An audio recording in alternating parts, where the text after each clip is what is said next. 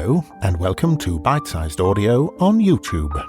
I'm Simon Stanhope, actor, audiobook narrator, and curator of this channel. On the channel you can hear my narrations, more than 100 to date, and more to come, of classic short stories, mostly from the Victorian and Edwardian eras, including vintage ghost stories, detective stories, and other classic tales of mystery and suspense. To accompany the narrations, I've put a short profile of the authors in the video description, as well as some general background notes on the stories for those who'd like to know more. If you enjoy this content, please hit subscribe, like, share, leave a comment if you'd like to, and thank you for listening.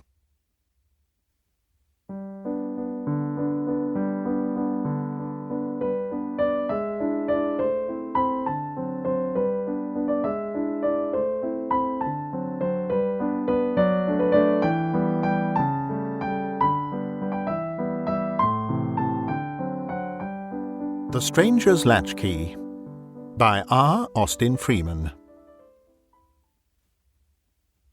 The contrariety of human nature is a subject that has given a surprising amount of occupation to makers of proverbs, and to those moral philosophers who make it their province to discover and expound the glaringly obvious.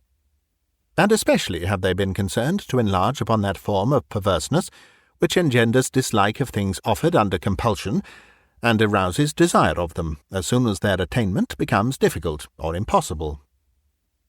They assure us that a man who has had a given thing within his reach and put it by will, as soon as it is beyond his reach, find it the one thing necessary and desirable, even as the domestic cat, which has turned disdainfully from the preferred saucer, may presently be seen with her head jammed hard in the milk-jug, or secretly, and with horrible relish, slaking her thirst at the scullery sink. To this peculiarity of the human mind was due, no doubt, the fact that no sooner had I abandoned the clinical side of my profession in favour of the legal, and taken up my abode in the chambers of my friend Thorndyke, the famous medico-legal expert, to act as his assistant or junior, than my former mode of life, that of a locum tenens, or minder of other men's practices, which had, when I was following it, seemed intolerably irksome, now appeared to possess many desirable features. And I found myself occasionally hankering to sit once more by the bedside, to puzzle out the perplexing train of symptoms, and to wield that power, the greatest after all possessed by man, the power to banish suffering and ward off the approach of death itself. Hence it was that on a certain morning of the long vacation I found myself installed at the Larches, Burling, in full charge of the practice of my old friend Dr. Hanshaw, who was taking a fishing holiday in Norway. I was not left desolate, however, for Mrs. Hanshaw remained at her post, and the roomy, old-fashioned house accommodated 3 visitors in addition. One of these was Dr. Hanshaw's sister, a Mrs. Haldean, the widow of a wealthy Manchester cotton factor. The second was her niece by marriage, Miss Lucy Haldean, a very handsome and charming girl of 23, while the third was no less a person than Master Fred, the only child of Mrs. Haldean, and a strapping boy of 6. It is quite like old times, and very pleasant old times too, to see you sitting at our breakfast table, Dr. Jervis. With these gracious words and a friendly smile, Mrs. Hanshaw handed me my teacup. I bowed. "The highest pleasure of the altruist," I replied, "is in contemplating the good fortune of others." Mrs. Haldean laughed. "Thank you," she said. "You are quite unchanged, I perceive. Still as suave and as, shall I say, oleaginous?" "No, please don't," I exclaimed in a tone of alarm. "Then I won't. But what does Dr. Thorndyke say to this backsliding on your part? How does he regard this relapse from medical jurisprudence to common general practice?" "Thorndyke," said I, "is unmoved by any catastrophe, and he not only regards the decline and fall-off of the medical jurist with philosophic calm, but he even favours the relapse, as you call it." He thinks it may be useful to me to study the application of medico-legal methods to general practice." "That sounds rather unpleasant, for the patients, I mean," remarked Miss Haldean. "Very," agreed her aunt. "Most cold-blooded. What sort of man is Dr. Thorndyke? I feel quite curious about him. Is he at all human, for instance?" "He is entirely human," I replied.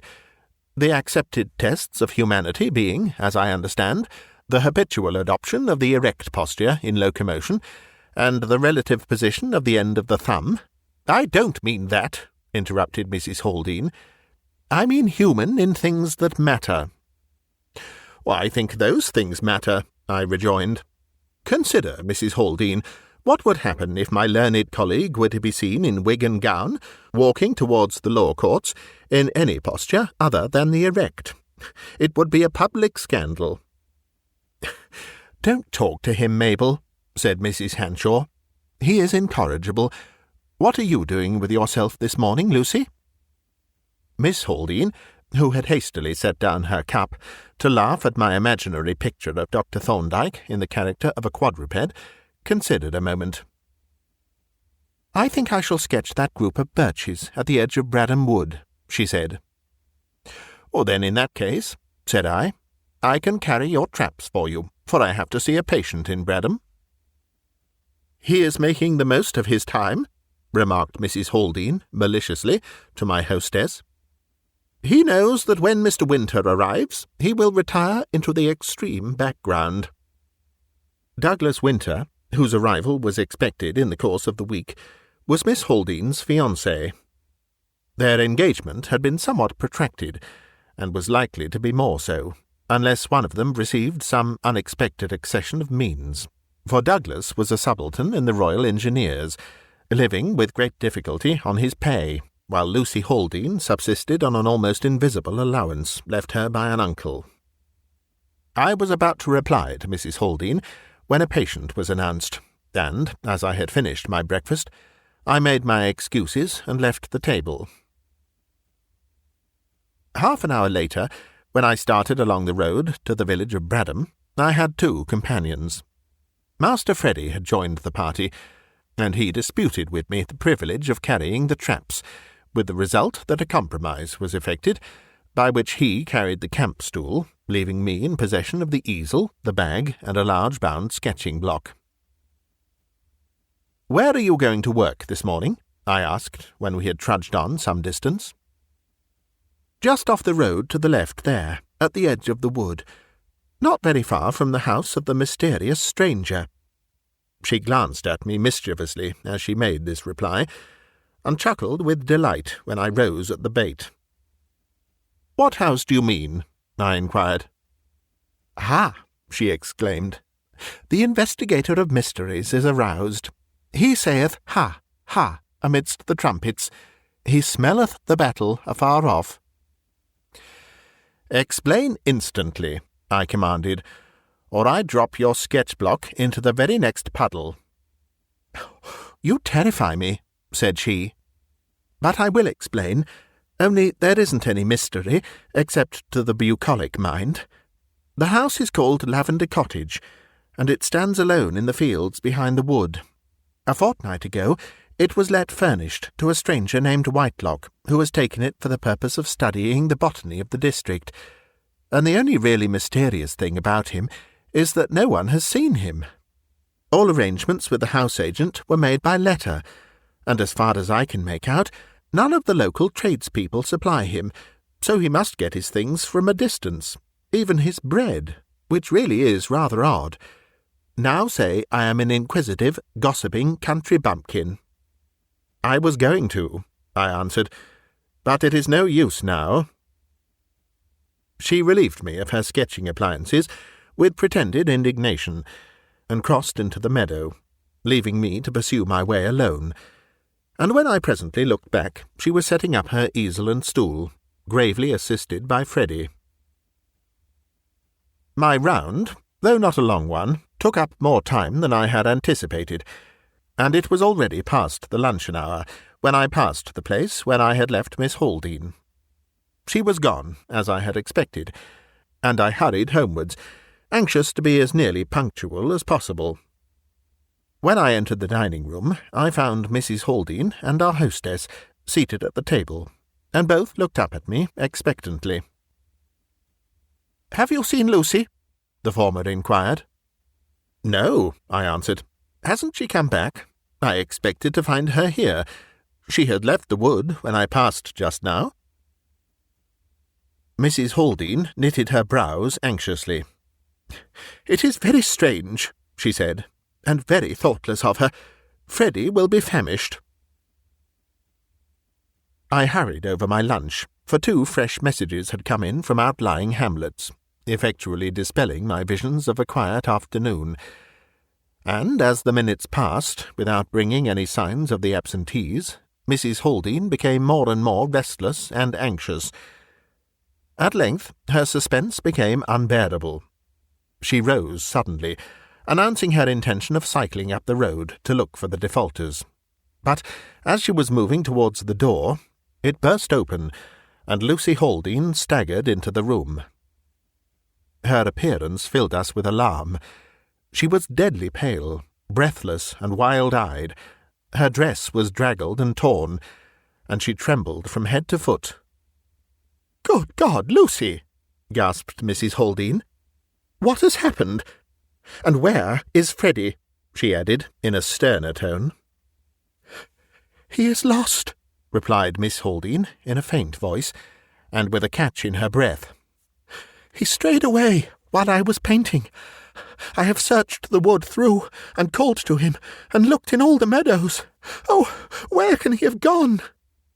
Her sketching kit, with which he was loaded, slipped from her grasp and rattled onto the floor, and she buried her face in her hands and sobbed hysterically. "And you have dared to come back without him?" exclaimed Mrs. Haldean. "I was getting exhausted. I came back for help," was the faint reply. "Of course she was exhausted," said Mrs. Hanshaw. "Come, Lucy, come, Mabel, don't make mountains out of molehills.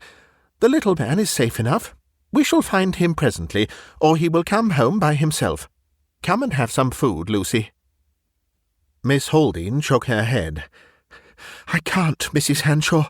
Really, I can't," she said, and, seeing that she was in a state of utter exhaustion, I poured out a glass of wine and made her drink it.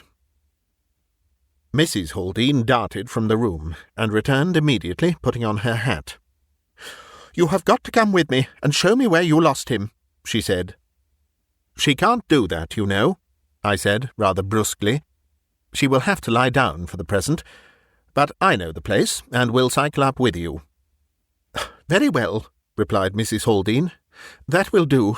What time was it?" she asked, turning to her niece, "when you lost the child, and which way—" She paused abruptly, and I looked at her in surprise.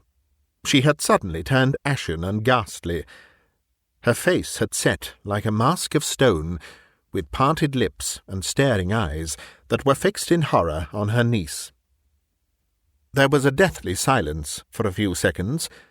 Then, in a terrible voice, she demanded, "What is that on your dress, Lucy?" And after a pause, her voice rose into a shriek. "What have you done to my boy?" I glanced in astonishment at the dazed and terrified girl, and then I saw what her aunt had seen, a good-sized bloodstain, halfway down the front of her skirt, and another smaller one on her right sleeve. The girl herself looked down at the sinister patch of red, and then up at her aunt. "It looks like blood," she stammered. "Yes, it is. I think. Of course it is.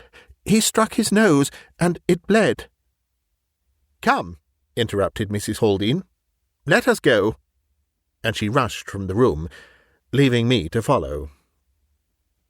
I lifted Miss Haldean, who was half fainting with fatigue and agitation, onto the sofa, and whispering a few words of encouragement into her ear, turned to Mrs. Hanshaw.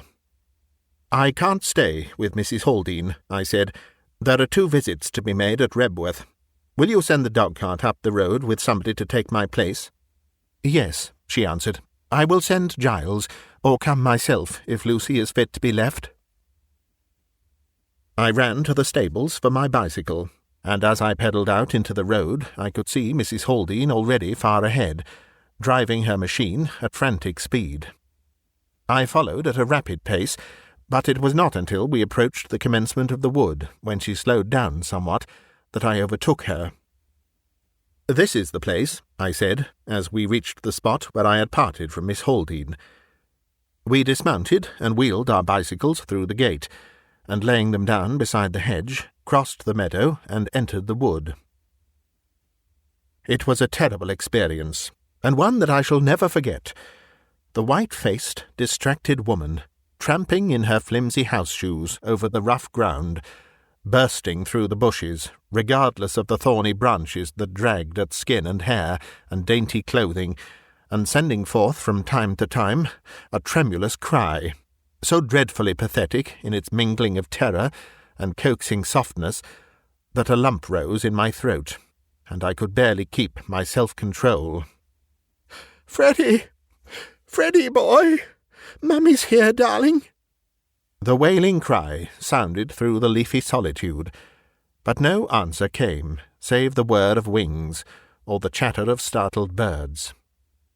But even more shocking than that terrible cry, more disturbing and eloquent with dreadful suggestion, was the way in which she peered, furtively but with fearful expectation, among the roots of the bushes, or halted to gaze upon every molehill and hummock, every depression or disturbance of the ground.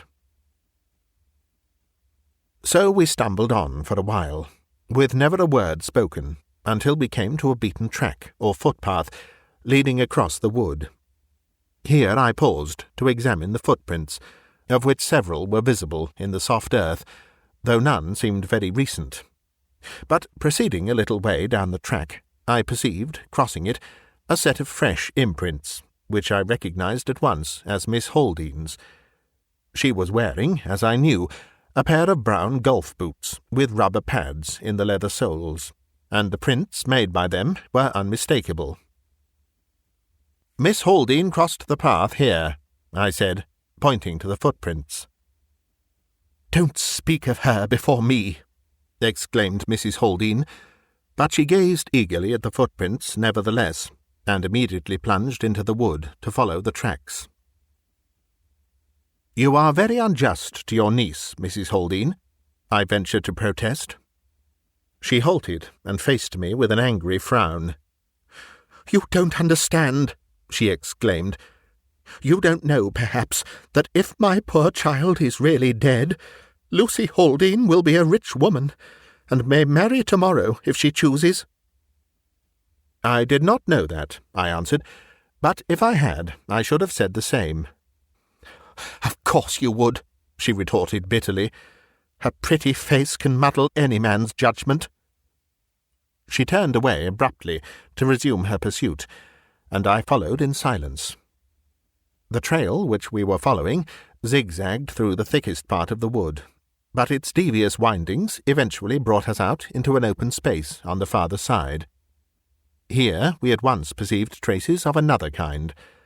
A litter of dirty rags, pieces of paper, scraps of stale bread, bones and feathers, with hoof marks, wheel ruts, and the ashes of a large wood fire, pointed clearly to a gypsy encampment recently broken up.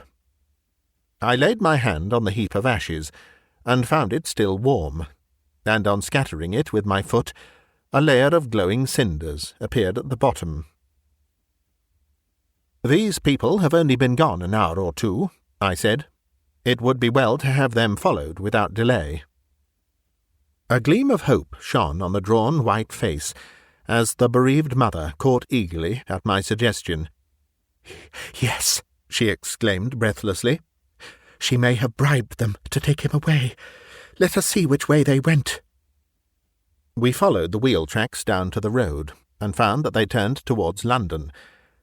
At the same time I perceived the dog-cart in the distance, with Mrs. Hanshaw standing beside it, and, as the coachman observed me, he whipped up his horse and approached. "I shall have to go," I said. But Mrs. Hanshaw will help you to continue the search." "And you will make inquiries about the gypsies, won't you?" she said. I promised to do so, and, as the dog-cart now came up, I climbed into the seat and drove off briskly up the London road.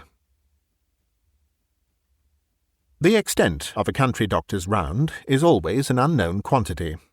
On the present occasion I picked up 3 additional patients, and as one of them was a case of incipient pleurisy, which required to have the chest strapped, and another was a neglected dislocation of the shoulder, a great deal of time was taken up.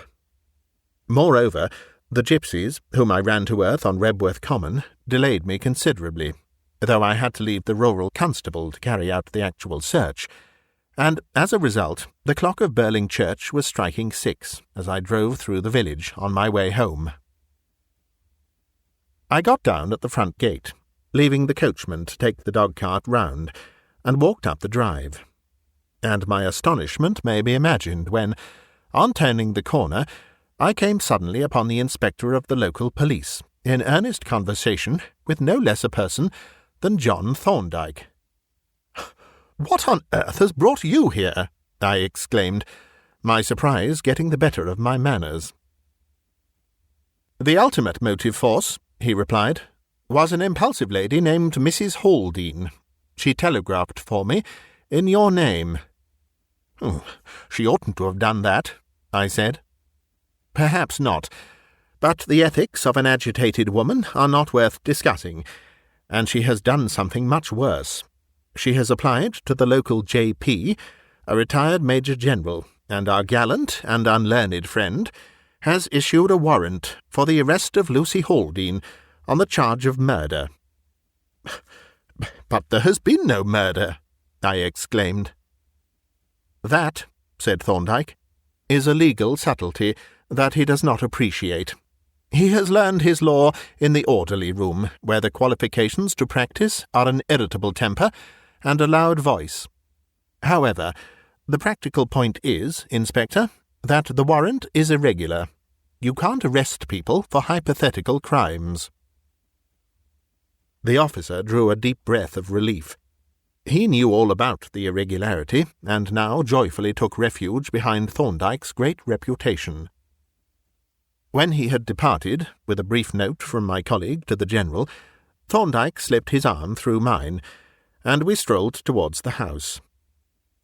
"This is a grim business, Jervis," said he. "That boy has got to be found, for everybody's sake. Can you come with me when you have had some food?" "Oh, of course I can. I have been saving myself all the afternoon with a view to continuing the search." "Good," said Thorndyke. "Then come in and feed." A nondescript meal, half tea and half dinner, was already prepared, and Mrs. Hanshaw, grave but self-possessed, presided at the table.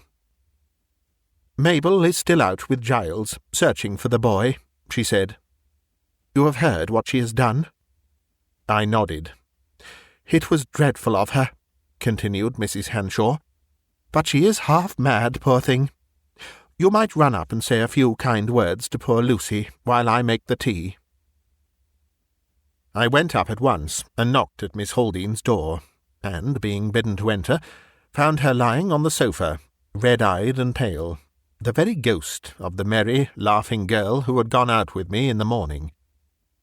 I drew up a chair and sat down by her side, and as I took the hand she held out to me, she said, "It is good of you to come and see a miserable wretch like me, and Jane has been so sweet to me, Dr. Jervis, but Aunt Mabel thinks I have killed Freddie. You know she does, and it was really my fault that he was lost. I shall never forgive myself." She burst into a passion of sobbing, and I proceeded to chide her gently. "Oh, you are a silly little woman," I said, "to take this nonsense to heart, as you are doing. Your aunt is not responsible just now, as you must know, but when we bring the boy home she shall make you a handsome apology. I will see to that." She pressed my hand gratefully, and as the bell now rang for tea, I bade her have courage, and went downstairs. "You need not trouble about the practice," said Mrs. Hanshaw, as I concluded my lightning repast, and Thorndyke went off to get our bicycles. "Dr. Simmons has heard of our trouble, and has called to say that he will take anything that turns up, so we shall expect you when we see you." "How do you like Thorndyke?" I asked. "Oh, he is quite charming," she replied enthusiastically. "So tactful and kind, and so handsome too. You didn't tell us that. But here he is. Good-bye, and good luck." She pressed my hand, and I went out into the drive, where Thorndyke and the coachman were standing with 3 bicycles. "Well, I see you have brought your outfit," I said, as we turned into the road, for Thorndyke's machine bore a large canvas-covered case, strapped on to a strong bracket. "Yes, there are many things that we may want on a quest of this kind. How did you find Miss Haldean?" "Very miserable, poor girl. By the way, have you heard anything about her pecuniary interest in the child's death?" "Yes," said Thorndyke. "It appears that the late Mr. Haldean used up all his brains on his business, and had none left for the making of his will, as often happens. He left almost the whole of his property, about £80,000, to his son, the widow to have a life interest in it. He also left to his late brother's daughter, Lucy, £50 a year, and to his surviving brother, Percy, who seems to have been a good-for-nothing, £100 a year for life. But, and here is the utter folly of the thing, if the son should die, the property was to be equally divided between the brother and the niece, with the exception of £500 a year for life to the widow. It was an insane arrangement." "Oh, quite," I agreed, "and a very dangerous one for Lucy Haldean, as things are at present." "Very, especially if anything should have happened to the child." "What are you going to do now?" I inquired, seeing that Thorndyke rode on as if with a definite purpose. "There is a footpath through the wood," he replied. "I want to examine that, and there is a house behind the wood which I should like to see." "The house of the mysterious stranger," I suggested. "Precisely. Mysterious and solitary strangers invite inquiry." We drew up at the entrance to the footpath, leaving Willett the coachman in charge of the 3 machines, and proceeded up the narrow track. As we went, Thorndyke looked back at the prints of our feet, and nodded approvingly. "This soft loam," he remarked, "yields beautifully clear impressions, and yesterday's rain has made it perfect." We had not gone far when we perceived a set of footprints which I recognized, as did Thorndyke also, for he remarked, "Miss Haldean, running, and alone." Presently we met them again, crossing in the opposite direction, together with the prints of small shoes with very high heels. "Mrs. Haldean on the track of her niece," was Thorndyke's comment, and a minute later we encountered them both again, accompanied by my own footprints. "The boy does not seem to have crossed the path at all," I remarked, as we walked on, keeping off the track itself to avoid confusing the footprints. "We shall know when we have examined the whole length," replied Thorndyke, plodding on with his eyes on the ground. "Ha! Here is something new," he added, stopping short and stooping down eagerly. "A man with a thick stick. A smallish man, rather lame. Notice the difference between the 2 feet, and the peculiar way in which he used his stick. Yes, Jervis, there is a great deal to interest us in these footprints. Do you notice anything very suggestive about them?" "Oh, nothing but what you have mentioned," I replied. "What do you mean?" "Well, first there is the very singular character of the prints themselves, which we will consider presently. You observe that this man came down the path, and at this point turned off into the wood. Then he returned from the wood, and went up the path again. The imposition of the prints makes that clear. But now look at the 2 sets of prints, and compare them. Do you notice any difference?" "The returning footprints seem more distinct, better impressions." "Yes, they are noticeably deeper. But there is something else." He produced a spring tape from his pocket and took 6 measurements. "You see," he said, "the first set of footprints have a stride of 21 inches from heel to heel, a short stride, but he is a smallish man and lame. The returning ones have a stride of only 19.5 inches. Hence, the returning footprints are deeper than the others, and the steps are shorter. What do you make of that?" "It would suggest that he was carrying a burden when he returned," I replied. "Yes, and a heavy one, to make that difference in the depth.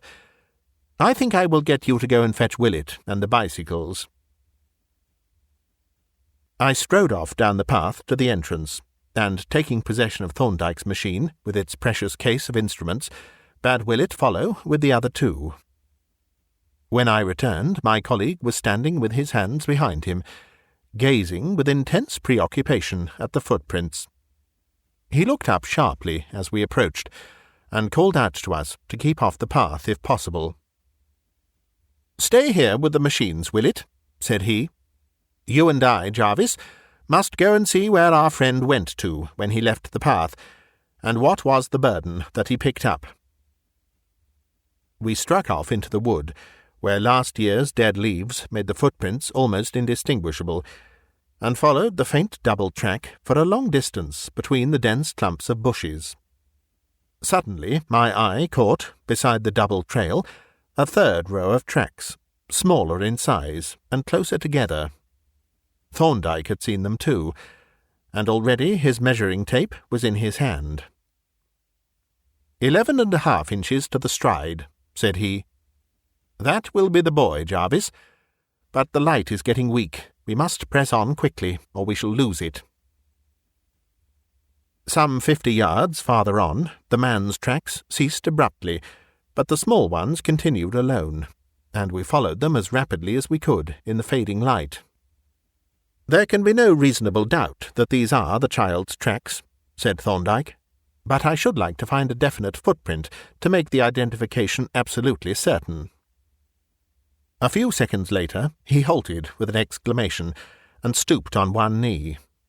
A little heap of fresh earth from the surface burrow of a mole had been thrown up over the dead leaves, and fairly planted on it was the clean and sharp impression of a diminutive foot, with a rubber heel showing a central star. Thorndyke drew from his pocket a tiny shoe, and pressed it on the soft earth beside the footprint, and when he raised it, the second impression was identical with the first. "The boy had 2 pairs of shoes exactly alike," he said, "so I borrowed one of the duplicate pair." He turned and began to retrace his steps rapidly, following our own fresh tracks, and stopping only once to point out the place where the unknown man had picked the child up. When we regained the path, we proceeded without delay until we emerged from the wood within 100 yards of the cottage. "I see Mrs. Haldean has been here with Giles," remarked Thorndyke, as he pushed open the garden gate. "I wonder if they saw anybody." He advanced to the door, and having first rapped with his knuckles, and then kicked at it vigorously, tried the handle. "Locked," he observed. "But I see the key is in the lock, so we can get in if we want to.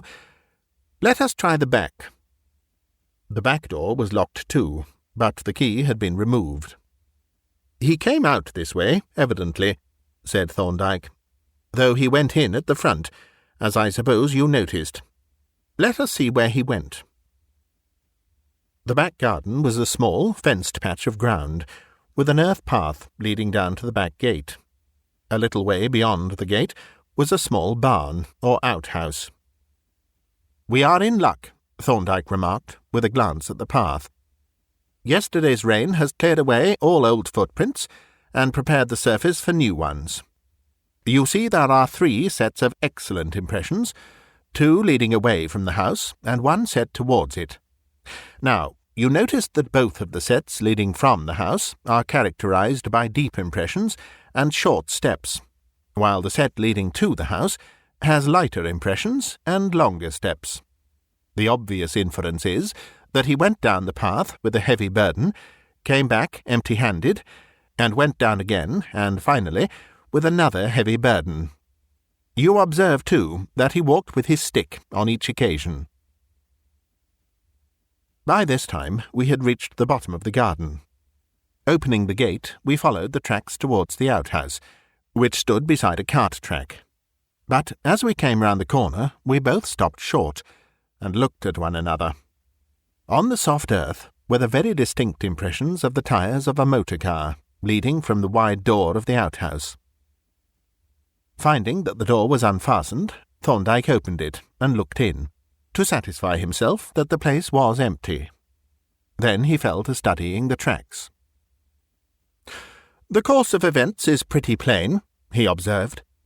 "First, the fellow brought down his luggage, started the engine, and got the car out. You can see where it stood, both by the little pool of oil and by the widening and blurring of the wheel tracks, from the vibration of the free engine. Then he went back and fetched the boy. Carried him pickaback, I should say, judging by the depth of the toe marks in the last set of footprints.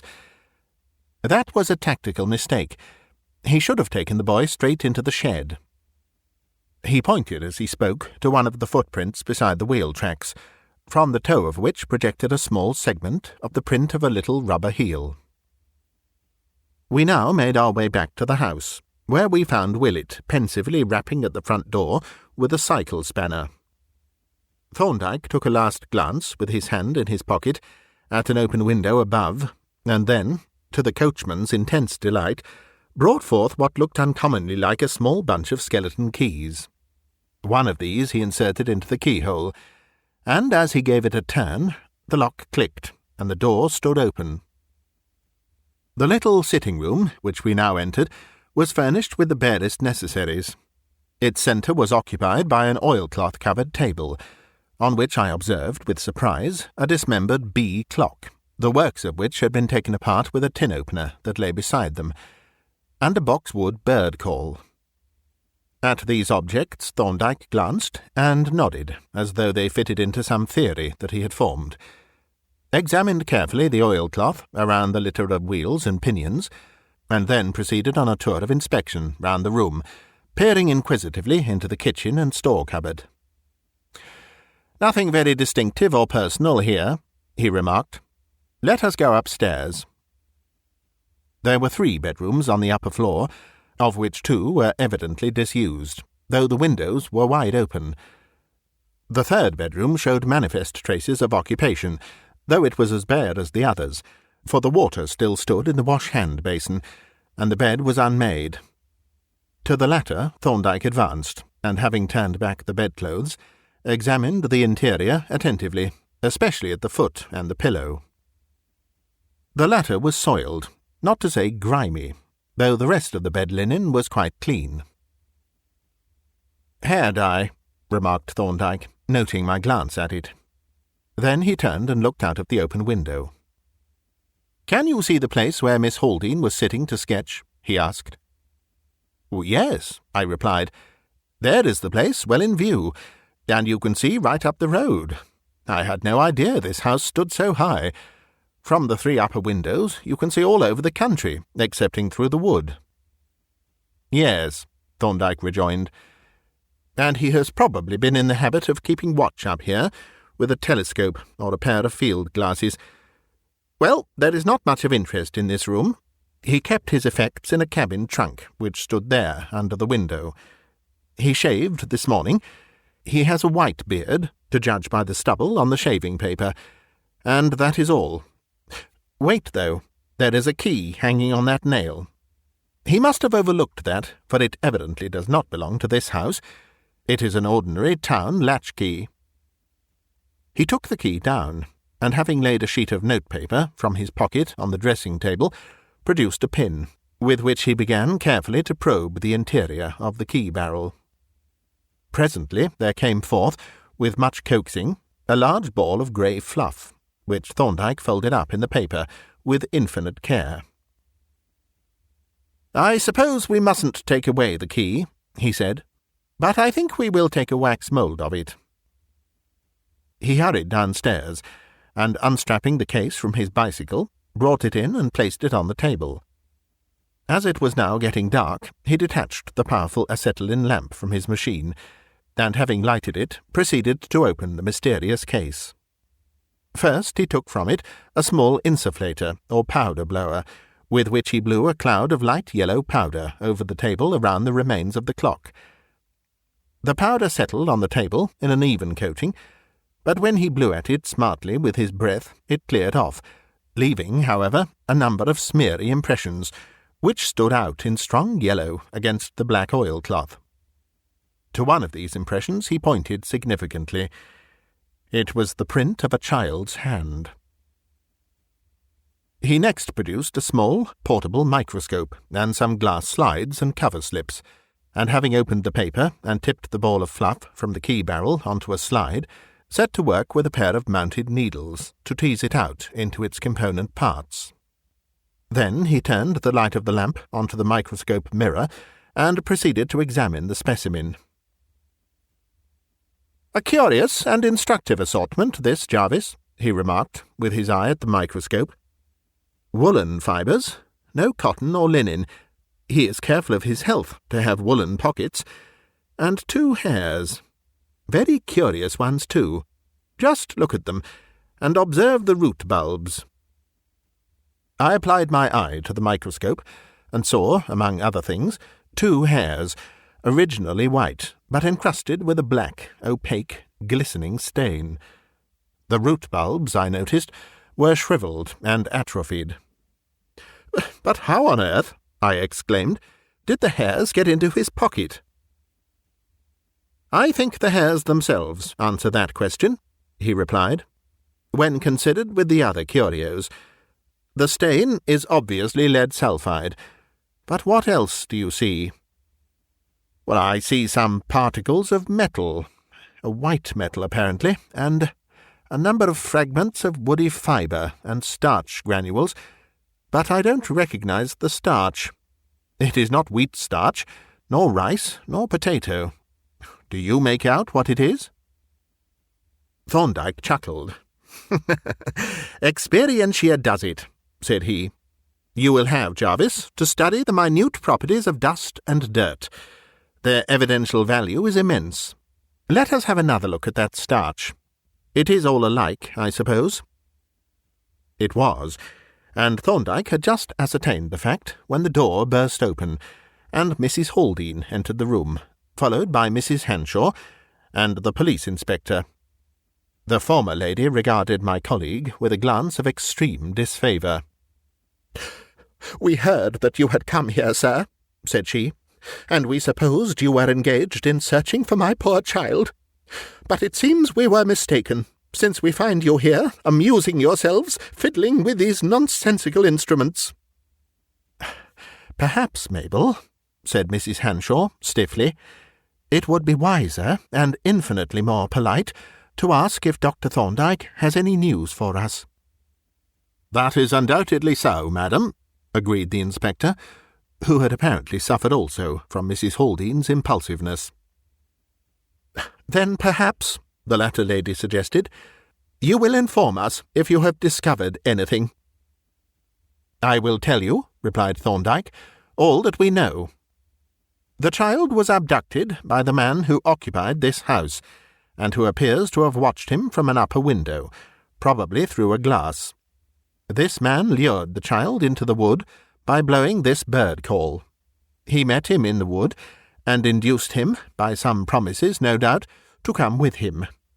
He picked the child up, and carried him, on his back, I think, up to the house, and brought him in through the front door, which he locked after him.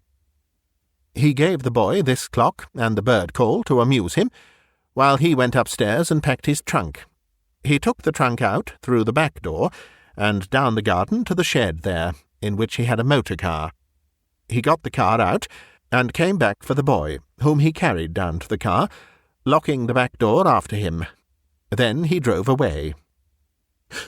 "You know he has gone," cried Mrs. Haldean, "and yet you stay here, playing with these ridiculous toys. Why are you not following him?" "We have just finished ascertaining the facts," Thorndyke replied calmly, "and should by now be on the road if you had not come." Here the inspector interposed anxiously. "Oh, of course, sir, you can't give any description of the man. You have no clue to his identity, I suppose?" "We have only his footprints," Thorndyke answered, "and this fluff, which I raked out of the barrel of his latchkey and have just been examining. From these data, I conclude that he is a rather short and thin man, and somewhat lame. He walks with the aid of a thick stick, which has a knob, not a crook, at the top, and which he carries in his left hand. I think that his left leg has been amputated above the knee, and that he wears an artificial limb. He is elderly, he shaves his beard, has white hair, dyed a greyish-black, is partly bald, and probably combs a wisp of hair over the bald place. He takes snuff, and carries a leaden comb in his pocket." As Thorndyke's description proceeded, the inspector's mouth gradually opened wider and wider, until he appeared the very type and symbol of astonishment. But its effect on Mrs. Haldean was much more remarkable. Rising from her chair, she leaned on the table and stared at Thorndyke with an expression of awe, even of terror. And as he finished, she sank back into her chair with her hands clasped, and turned to Mrs. Hanshaw. "Jane," she gasped, "it is Percy, my brother-in-law. He has described him exactly, even to his stick and his pocket comb. But I thought he was in Chicago." "If that is so," said Thorndyke, hastily repacking his case, "we had better start at once." "We have the dog-cart in the road," said Mrs. Hanshaw. "Thank you," replied Thorndyke. "We will ride on our bicycles, and the inspector can borrow Willet's. We go out at the back by the cart track, which joins the road farther on." "Then we will follow in the dog-cart," said Mrs. Haldean. "Come, Jane." The two ladies departed down the path, while we made ready our bicycles and lit our lamps. "With your permission, Inspector," said Thorndyke, "we will take the key with us." "Well, it's hardly legal, sir," objected the officer. "We have no authority." "It is quite illegal," answered Thorndyke, "but it is necessary, and necessity, like your military J.P., knows no law." The inspector grinned and went out, regarding me with a quivering eyelid, as Thorndyke locked the door with his skeleton key. As we turned into the road, I saw the light of the dog-cart behind us, and we pushed forward at a swift pace, picking up the trail easily on the soft, moist road. "What beats me," said the inspector confidentially as we rode along, "is how he knew the man was bald. Was it the footprints or the latchkey? And that comb, too. That was a regular knockout." These points were, by now, pretty clear to me. I had seen the hairs with their atrophied bulbs, such as one finds at the margin of a bald patch, and the comb was used, evidently, for the double purpose of keeping the bald patch covered and blackening the sulphur-charged hair. But the knobbed stick and the artificial limb puzzled me so completely that I presently overtook Thorndyke to demand an explanation. "The stick," said he, "is perfectly simple. The ferrule of a knobbed stick wears evenly all round. That of a crooked stick wears on one side, the side opposite the crook. The impressions showed that the ferrule of this one was evenly convex. Therefore, it had no crook. The other matter is more complicated. To begin with, an artificial foot makes a very characteristic impression, owing to its purely passive elasticity, as I will show you tomorrow. But an artificial leg fitted below the knee is quite secure, whereas one fitted above the knee, that is, with an artificial knee joint worked by a spring, is much less reliable. Now, this man had an artificial foot, and he evidently distrusted his knee joint, as is shown by his steadying it with his stick on the same side. If he had merely had a weak leg, he would have used the stick with his right hand, with the natural swing of the arm, in fact, unless he had been very lame, which he evidently was not. Still, it was only a question of probability, though the probability was very great. Of course, you understand that those particles of woody fibre and starch granules were disintegrated snuff grains. This explanation, like the others, was quite simple when one had heard it, though it gave me material for much thought as we pedalled on along the dark road, with Thorndyke's light flickering in front and the dog-cart pattering in our wake. But there was ample time for reflection, for our pace rather precluded conversation, and we rode on, mile after mile, until my legs ached with fatigue. On and on we went, through village after village, now losing the trail in some frequented street, but picking it up again unfailingly as we emerged onto the country road, until at last, in the paved high street of the little town of Horsefield, we lost it for good. We rode on through the town, out onto the country road, but although there were several tracks of motors, Thorndyke shook his head at them all. "I have been studying those tyres until I know them by heart," he said. "No, either he is in the town, or he has left it by a side road." There was nothing for it but to put up the horse and the machines at the hotel, while we walked round to reconnoitre, and this we did, tramping up one street and down another, with eyes bent on the ground, fruitlessly searching for a trace of the missing car. Suddenly, at the door of a blacksmith's shop, Thorndyke halted. The shop had been kept open late for the shoeing of a carriage horse, which was just being led away, and the smith had come to the door for a breath of air. Thorndyke accosted him genially. "Good evening. You are just the man I wanted to see. I have mislaid the address of a friend of mine, who, I think, called on you this afternoon, a lame gentleman who walks with a stick. I expect he wanted you to pick a lock, or make him a key." "Oh, I remember him," said the man. "Yes, he had lost his latchkey, and wanted the lock picked before he could get into his house. Had to leave his motor car outside while he came here, but I took some keys round with me and fitted one to his latch." He then directed us to a house at the end of a street close by, and, having thanked him, we went off in high spirits. "How did you know he had been there?" I asked. "I didn't, but there was the mark of a stick and part of a left foot on the soft earth inside the doorway, and the thing was inherently probable, so I risked a false shot." The house stood alone at the far end of a straggling street, and was enclosed by a high wall, in which, on the side facing the street, was a door and a wide carriage gate. Advancing to the former, Thorndyke took from his pocket the purloined key, and tried it in the lock. It fitted perfectly, and when he had turned it and pushed open the door, we entered a small courtyard. Crossing this, we came to the front door of the house, the latch of which fortunately fitted the same key, and this having been opened by Thorndyke, we trooped into the hall. Immediately we heard the sound of an opening door above, and a reedy, nasal voice sang out, "Hello there! Who's that below?" The voice was followed by the appearance of a head projecting over the baluster rail. "You are Mr. Percy Haldane, I think," said the inspector. At the mention of this name, the head was withdrawn, and a quick tread was heard, accompanied by the tapping of a stick on the floor. We started to ascend the stairs, the inspector leading as the authorized official, but we had only gone up a few steps when a fierce, wiry little man danced out onto the landing, with a thick stick in one hand and a very large revolver in the other.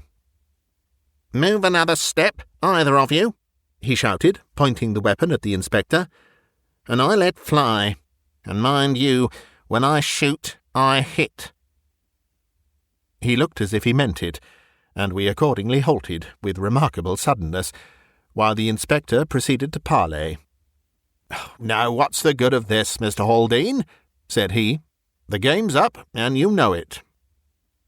"You clear out of my house, and clear out sharp," was the inhospitable rejoinder, "or you'll give me the trouble of burying you in the garden." I looked round to consult with Thorndyke, when, to my amazement, I found that he had vanished, apparently through the open hall door. I was admiring his discretion when the inspector endeavoured to reopen negotiations, but was cut short abruptly. "I am going to count 50, said Mr. Haldean. "And if you aren't gone, then I shall shoot." He began to count deliberately, and the inspector looked round at me in complete bewilderment. The flight of stairs was a long one, and well lighted by gas, so that to rush it was an impossibility. Suddenly my heart gave a bound, and I held my breath, for out of an open door behind our quarry a figure emerged slowly and noiselessly onto the landing.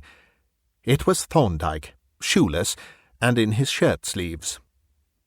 Slowly, and with cat-like stealthiness, he crept across the landing, until he was within a yard of the unconscious fugitive, and still the nasal voice droned on, monotonously counting out the allotted seconds.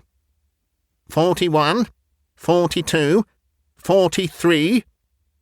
There was a lightning-like movement, a shout, a flash, a bang, a shower of falling plaster, and then the revolver came clattering down the stairs. The inspector and I rushed up, and in a moment the sharp click of the handcuffs told Mr. Percy Haldean that the game was really up. 5 minutes later, Freddy Boy, half asleep but wholly cheerful, was borne on Thorndyke's shoulders into the private sitting-room of the Black Horse Hotel. A shriek of joy saluted his entrance, and a shower of maternal kisses brought him to the verge of suffocation. Finally, the impulsive Mrs. Haldean, turning suddenly to Thorndyke, seized both his hands, and for a moment I hoped that she was going to kiss him too. But he was spared, and I have not yet recovered from the disappointment.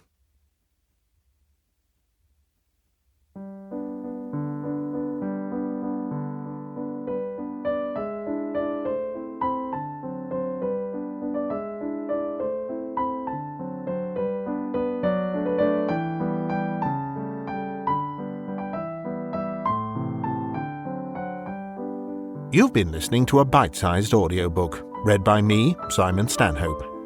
If you enjoy these stories and would like to help me to keep producing new content, you can find links in the video description to my Patreon page or to buy me a coffee. Another way to support me is through my Bandcamp page, bitesizedaudio.bandcamp.com, where you can hear my narrations of many more classic short stories, and you can also purchase and download them to keep. This recording is copyright Bitesized Audio 2024. Thank you for listening.